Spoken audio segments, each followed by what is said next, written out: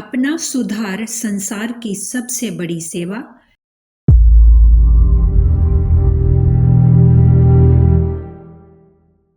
मन एक देवता है, इसे ही शास्त्रों में प्रजापति कहा गया है। वेदांत में बतलाया गया है कि हर व्यक्ति की एक स्वतंत्र दुनिया है और वह उसके मन के द्वारा सृजन की हुई है। मनुष्य की मान्यता, भावना, निष्ठा, रुचि एवं आकांक्षा के अनुरूप ही उसे सारा विश्व दिखाई पड़ता है। यह दृष्टिकोण बदल जाए तो मनुष्य का जीवन भी उसी आधार पर परिवर्तित हो जाता है।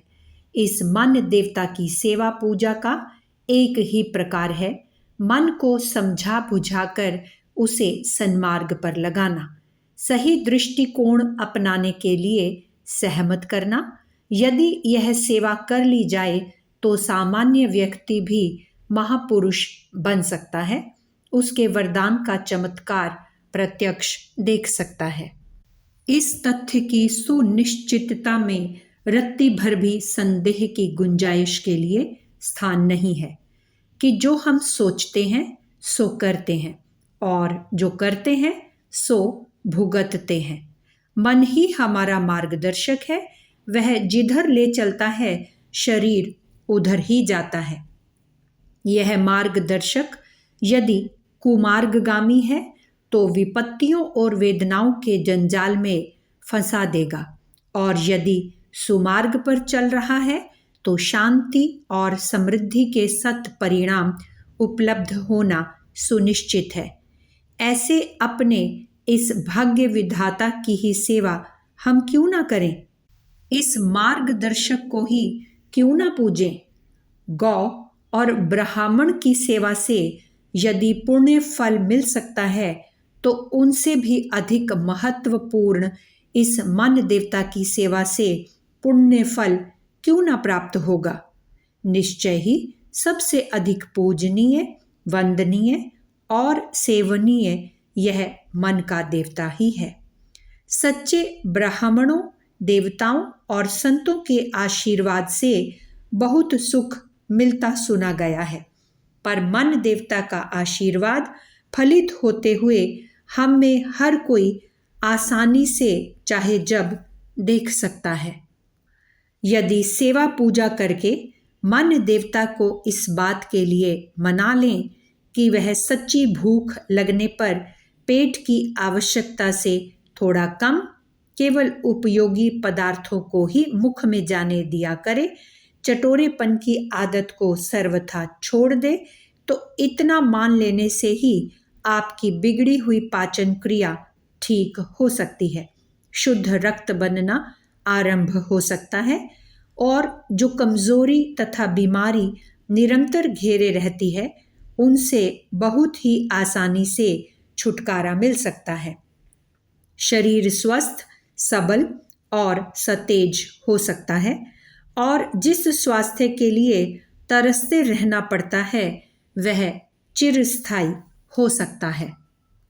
यदि मन का देवता यह मान ले कि सृष्टि के समस्त जीव जिस प्रकार काम सेवन के संबंध में प्रकृति की मर्यादा का पालन करते हैं उसी प्रकार वह भी करे, तो इतनी मात्र उसकी स्वीकृति से आपका मुरझाया हुआ चेहरा कमल के फूल की तरह खिल उठेगा। जीवन रस बुरी तरह निचोड़ते रहने से पौरुष खोखला होता चला जाता है। इस बर्बादी को न करने के लिए यदि मन सहमत हो जाए तो आपके मस्तिष्क और कार्यकलापों में से ओज टपकने लगेगा। जैसे सिंह की हर क्रिया, हर चेष्टा उसके गौरव के अनुरूप होती है, वैसे ही ब्रह्मचर्य पालन करने से वह बर्बादी से बचाया हुआ ब्रह्म तेज आपकी प्रत्येक चेष्टा में से प्रस्फुटित होने लगेगा। तब आप खोखले कागज के खिलौने नहीं, एक लौह पुरुष सिद्ध होंगे। आपकी आंखों में तेज, बुद्धि में प्रौढ़ता और क्रिया में प्रामाणिकता की छाप होगी। यह लाभ आपको बड़ी आसानी से मिल सकते हैं यदि आप मन के देवता को इंद्रियों का दुरुपयोग न करके आहार विहार को प्राकृतिक और नियमित रखने की एक छोटी सी बात पर सहमत कर लें। सेवा में बड़ी शक्ति है, उससे भगवान भी वश में हो सकते हैं, फिर मन देवता द्रवित क्यों न होंगे। हर आदमी को लगता है कि वह काम में बहुत व्यस्त रहता है, उस पर जिम्मेदारियों का तथा परिश्रम का बहुत बोझ रहता है, पर सही बात ऐसी नहीं है। उसका कार्यक्रम अनियंत्रित, बेसिलसिले, अस्त व्यस्त ढंग का होता है, इसलिए थोड़ा काम भी बहुत भार डालता है। यदि हर काम समय विभाजन के अनुसार सिलसिले से ढंग और व्यवस्था के आधार पर बनाया जाए तो सब काम भी आसानी से हो सकते हैं, मानसिक भार से भी बचा जा सकता है और समय का एक बहुत बड़ा भाग उपयोगी कार्यों के लिए खाली भी मिल सकता है। हमारे देश में तो लोग पढ़ने में ध्यान देना तो दूर, उसका महत्व समझने तक में असमर्थ हो गए हैं, पर जिनकी विवेक की आंखें खुली हुई हैं वे जानते हैं कि इस संसार की प्रधान शक्ति ज्ञान है और वह ज्ञान का बहुमूल्य रत्न भंडार पुस्तकों की तिजोरियों में भरा पड़ा है। इन तिजोरियों की उपेक्षा करके कोई व्यक्ति अपने अंतः प्रदेश को न तो विकसित कर सकता है और न ही उसे महान बना सकता है। अध्ययन एक वैसी ही आत्मिक आवश्यकता है जैसे शरीर के लिए भोजन। इसलिए मन देवता को मनाना होगा कि दैनिक कार्यक्रम की व्यवस्था बनाकर वह कुछ समय बचाए और उसे अध्ययन के लिए नियत कर दें। नित्य का अध्ययन वैसा ही अनिवार्य बना दें जैसा कि शौच, स्नान, भोजन और शयन आवश्यक होता है। स्वाध्याय और ज्ञान के बाद तीसरी विभूति है स्वभाव। इन तीन को ही मिलाकर पूर्ण व्यक्तित्व का निर्माण होता है। अपने सब कार्यों में व्यवस्था, नियमितता, सुंदरता, मनोयोग तथा जिम्मेदारी का रहना स्वभाव का प्रथम अंग है। दूसरा अंग है दूसरों के साथ नम्रता, मधुरता, सज्जनता, उदारता एवं सहृदयता का व्यवहार करना। तीसरा अंग है धैर्य, अनुद्वेग, साहस, प्रसन्नता, दृढ़ता और समता की संतुलित स्थिति बनाए रहना। यह तीनों ही अंग जब यथोचित रूप से विकसित होते हैं तो उसे स्वस्थ स्वभाव कहा जाता है। यह तीनों बातें भी मन की स्थिति पर ही निर्भर रहती हैं। आमतौर से लोग किसी काम को आरंभ करते हैं और उसे बिना पूरी तरह समाप्त किए ही अधूरा छोड़ देते हैं। पुस्तक पढ़ेंगे तो उसे समाप्त करके यथास्थान रखने की अपेक्षा जहाँ की तहाँ पड़ी छोड़कर चल देंगे। कपड़े उतारेंगे तो उन्हें झाड़ कर तह बनाकर यथास्थान रखने की बजाय चाहे जहाँ उतार कर फेंक देंगे। पानी पिएंगे तो खाली गिलास को उसके नियत स्थान पर रखकर तब अन्य काम करने की बजाय उसे जहाँ का तहाँ पटक कर और काम में लग जाएंगे। काम को पूरी तरह समाप्त किए बिना उसे अधूरा छोड़कर चल देना स्वभाव का एक बड़ा भारी दोष है। इसका प्रभाव जीवन के हर क्षेत्र पर पड़ता है और उनके सभी कार्य प्रायः अधूरे पड़े रहते हैं। व्यवस्था के साथ सफलता का अटूट संबंध है। इस बात को मन महोदय मान ले तो समझना चाहिए कि हारी हुई बाजी जीत ली। अपनी प्रत्येक वस्तु को सुंदर, कलात्मक, सुव्यवस्थित रखने के लिए मन की सौंदर्य भावना विकसित होनी चाहिए।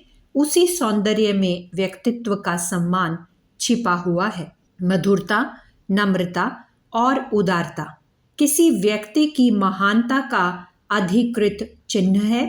जिसके हृदय में दूसरों के प्रति आदर, प्रेम और सद्भाव है वह निश्चय ही उसके साथ सज्जनता का व्यवहार करेगा। इसमें यदि थोड़ा समय लगता हो या खर्च बढ़ता हो तो भी वह उसे प्रसन्नतापूर्वक सहन करेगा। बहुत करके तो विनम्र मुस्कुराहट के साथ मधुर शब्दों में वार्तालाप करने से काम चल जाता है। शिष्टाचार का ध्यान रखना, अपने कार्य दूसरों से कराने की अपेक्षा औरों के ही छोटे मोटे काम कर देना, यह मामूली सी बात है, पर इससे हमारी सज्जनता की छाप दूसरों पर पड़ती है। दूसरों की कड़वी बात को भी सह लेना, दूसरों के अनुदार व्यवहार को भी पचा जाना और बदले में अपनी ओर से सज्जनता का ही परिचय देना, अपनी वाणी या व्यवहार में अहंकार की दुर्गंध न आने देना सत्पुरुषों का मान्य लक्षण है। अपना स्वभाव ऐसा ही बनाने के लिए यदि मन को साध लिया जाए तो मनुष्य अजात शत्रु बन सकता है। इस प्यार की मार से उसके सभी शत्रु मूर्छित और मृतक हो सकते हैं। मित्र तो उनके चारों ओर इसी प्रकार घिरे रह सकते हैं जैसे खिले हुए कमल के आसपास भौंरे मंडराते रहते हैं। यह सिद्धि जीवन की सफलता के लिए कम महत्वपूर्ण नहीं है, पर मिलती उसे ही है जिसने मन के देवता को इसके लिए तैयार कर लिया है। जीवन में बहुधा अप्रिय प्रसंग आते रहते हैं। यह जरूरी नहीं कि हमेशा प्रिय परिस्थितियां तथा अनुकूल व्यवहार ही उपलब्ध हों। हानि, घाटा, रोग, शोक, बिछोह, अपमान, असफलता, आक्रमण, आपत्ति आदि की विपन्न स्थितियां भी सुख संपत्ति की भांति आती रहती हैं। इनका आना अनिवार्य है। कोई भी इन विविधताओं से बच नहीं पाता। इस उभय पक्षीय क्रम को सहन करने योग्य मनोभूमि बनाए रखना हर विवेकशील का कर्तव्य है। प्रतिकूलताएं आने पर जो घबराते हैं, अधीर होते हैं, किम कर्तव्य विमूढ़ बनते हैं, वे अपनी इस दुर्बलता को भी एक नई विपत्ति के रूप में ओढ़ते हैं और उनका कष्ट दूना हो जाता है। इसके विपरीत साहसी और धैर्यशील लोग कठिन से कठिन समय को भी अपने साहस के बल पर काट देते हैं और निराशा को चीरकर आशा का वातावरण बनाने के लिए प्रयत्न करके फिर काम चलाऊ स्थिति उत्पन्न कर लेते हैं।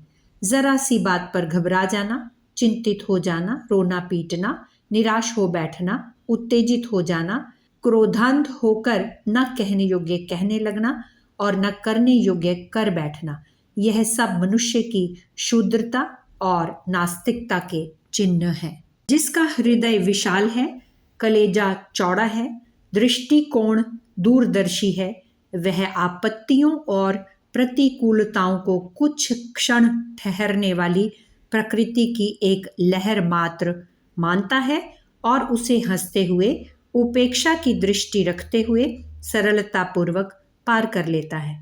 पर यह संभव तभी है जब मन के देवता हमारी सेवा से प्रसन्न होकर अपने आप को इस संतुलित स्थिति में रखने के लिए तैयार हो जाएं। वे अपने सहयोगी बन जाएं। विरोध करना और सताना छोड़ दें तो अच्छा स्वभाव बनने में देर ही कितनी लगेगी। अच्छा स्वभाव बन जाना इस संसार की एक बहुमूल्य संपत्ति प्राप्त करके भारी अमीरी भोगने के आनंद से भी बढ़कर है। मन के देवता प्रसन्न होकर भौतिक जीवन को आनंदमय और सुसंपन्न बनाने के लिए हमें स्वास्थ्य, ज्ञान और स्वभाव की उत्कृष्टता प्रदान करते हैं। इन वरदानों को पाकर हमारे सांसारिक जीवन में धन, यश, प्रसन्नता, प्रफुल्लता, संतोष, उल्लास, प्रेम, सहयोग सब कुछ मिलने लगता है। इसी जीवन में स्वर्गीय सुख की उपलब्धि, उन्नति एवं जीवन लक्ष्य की प्राप्ति भी मन के सधने पर ही अवलंबित है। सेवा का पुण्य फल प्राप्त करने के लिए हमें अवश्य ही प्रयत्नशील होना चाहिए। पर सेवा करें किसकी? सबसे प्रथम सेवा का अधिकारी, सबसे अधिक सत्पात्र, सबसे अधिक समीपवर्ती, संबंध एवं विश्वस्त अपना मन ही है। हमें इसी की ओर सबसे पहले सबसे अधिक ध्यान देना चाहिए। पुस्तक अपना सुधार संसार की सबसे बड़ी सेवा, लेखक पंडित श्री राम शर्मा आचार्य। अगर आपको हमारी यह वीडियो पसंद आई हो तो इसको लाइक करें, कमेंट और शेयर ज़रूर करें और हमारे YouTube चैनल ऋषि चिंतन को सब्सक्राइब भी कर लें। साथ ही बेल आइकन को भी दबाएं ताकि आपको आने वाली वीडियोस की नोटिफिकेशंस मिलती रहें। धन्यवाद।